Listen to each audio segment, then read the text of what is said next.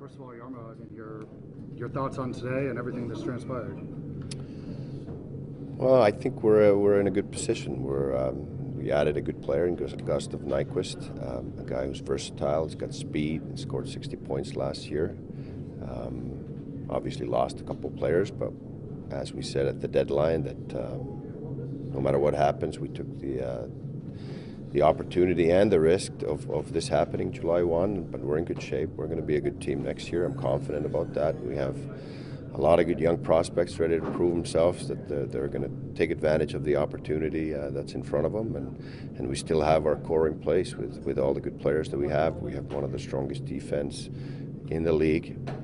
We still have Pierre-Luc Dubois, we have Cam Atkinson, Nick Foligno, Josh Anderson, all those guys in place. Goaltending may be a little bit of a question mark, but they're going to get a great opportunity to prove themselves. And as we've seen around the league, when goaltenders get an opportunity, they can sometimes take a big jump from number 2 to number 1. And St. Louis showed that with a guy who was probably number 4 on their depth chart in the beginning of the year and winning the Stanley Cup for them at the end of the year. So opportunity can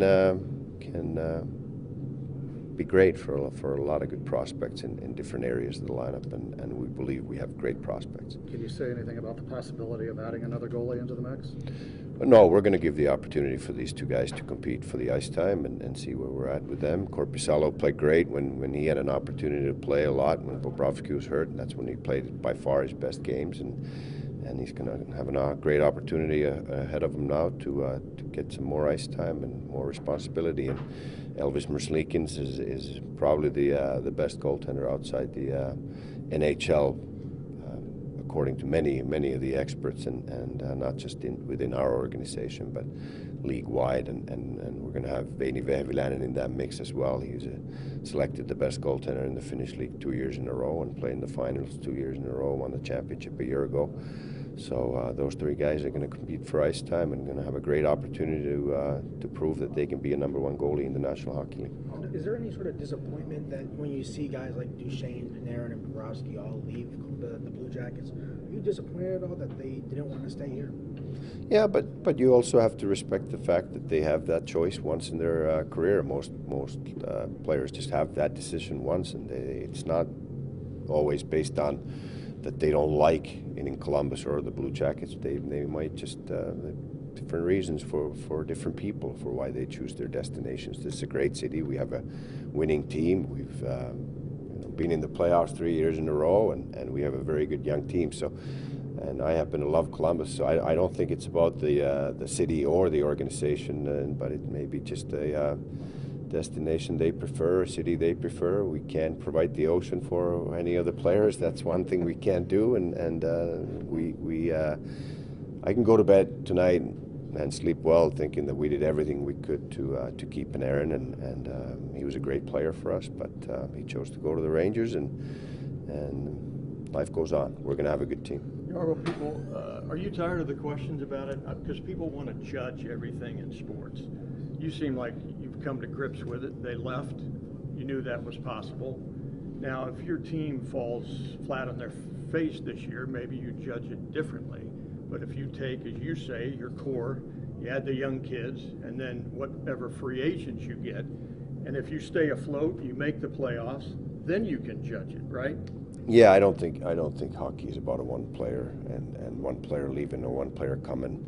Last year, Tavares was the best player for the Islanders. He left, and Islanders made the playoffs this year and had a very good year, at least in the regular season, and went through first round of playoffs as well. So it's a team sport. So I believe in our core. I believe in our team. We're going to have a strong team next year for sure, and we're going to replace the ice time that Sergei Bobrovsky and Artemi Panarin took with other players, and I think especially on the forward side, the opportunity is going to be probably divided by many different ways by different players, and it's hard to replace Artemi Panarin with the same player. There's not that many around the league, but once that 22 minutes gets divided by some other guys and the opportunity they get, all of a sudden you could get that 25 to 30 goals a year from somebody else or two different players. And that's the way it goes in hockey when the opportunity is in front of the players. What did you tell Nyquist? What's expected of him? Well, I haven't gotten into deep conversations about expectations. We were more selling the opportunity here, which is obvious, and there's going to be great opportunity for him to grab some quality ice time, and his versatility is going to make us stronger. He can play left side or right side. I think that there's an obvious hole on the left side with Panarin playing there and leaving. So that's what a lot of players are looking for. They're looking for a winning team. They're looking for the opportunity. He lived in Michigan, not far away, for a long time with Detroit Red Wings, and now he's going to drive his family 3 hours south and come to Columbus, and he's very excited about it. Thank you. You talked about the young guys like Foodie and Benstrom and Texier. Did you see a lot out of them in this year's development camp that makes you confident they can make an impact in the NHL? I don't evaluate players at the end of June on a 3-on-3 tournament. We've seen him play plenty of times in the regular season. Last year, Bemstrom's 23 goals in the Swedish league as a teenager is only surpassed by Kent Nielsen and Elias Pettersson, who had a tremendous year and who was Rookie of the Year in the National Hockey League. I'm not saying that I'm comparing Emil Bemstrom to those two guys, but that's a heck of an achievement to score 23 goals as a 19-year-old in the Swedish league, and he's a great goal scorer, and he's going to get an opportunity to play for us. And if he's ready, great. If he's not, and then we'll just keep developing accordingly. And Texier already showed us some flashes last year that he can play in the National Hockey League. He earned it by playing great in the American League, and then played very well for us at the end of the regular season for 2 games and in the playoffs.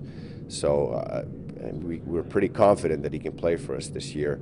And there's going to be other opportunities too for guys to show that there's some ice time there to be earned and opportunity to be earned, and I love the internal competitions, but also again the core is in place, and Pierre-Luc Dubois is going to only get better. He's young, he's 21 years old. Seth Jones seems like he's been in the league forever, but he's 24. Zach Werenski, 22 years old, and has been in the league for a while now, it seems like. So those young guys, they're only going to keep getting better, and we're going to have a strong team. I think Clay asked you about the offer to Panarin last night. Can you confirm that actually happened and how it turned out? I would just say that I can go to bed and sleep well knowing that we did everything we could to keep him, and he chose to go somewhere else for other reasons, and that's his choice that he's earned by becoming an unrestricted free agent.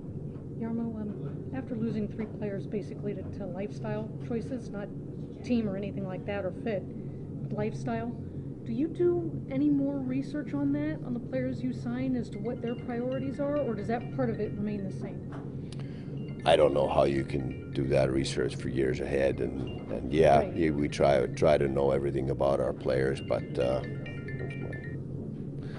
I watch Apple commercial. But yeah, we try to know everything about our players, obviously, but it's hard to start making decisions on lifestyle choices when it's could be years ahead, especially when you're drafting or trading young players that could be 7 years away, where you have to make that decision. By that time, you're hoping that they would grow to love Columbus, as I think most of our core does. I think if you ask most of our guys, they love it here. And some people just, other things are important for, and you got to respect that. When you say goaltending is a question mark, is it a question mark for you, or do you say it's a question mark for the public? Well, I think that probably for the public, we believe in our guys and their potential, and that's why we've chosen to go with them and give them a chance to prove to us and everybody else that they can be #1 goaltenders in the National Hockey League.